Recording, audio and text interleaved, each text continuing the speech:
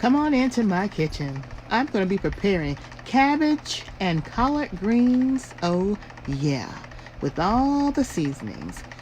Here we go. Grab your notepad and your pen and let's get into this quick and easy recipe. So first, we have our cabbages, a head of cabbage, and some collard greens. We're going to go ahead and get those cabbages washed and cut up. And we're going to go ahead and get those collard greens re-washed. Bring them back to the counter.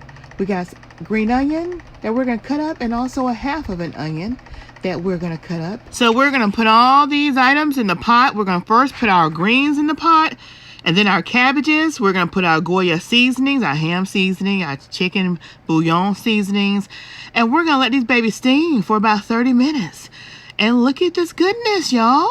Look at this goodness. We got us some cabbage greens. Also put some red pepper flakes in there. Put some sea salt and some black pepper and a little reused oil. You can put extra virgin oil, or you can put whatever kind of oil you want to put in there. But look at these greens. I also had a piece of a ham fat that I put in there when I boiled that water. Oh, the goodness. Oh, yeah, baby.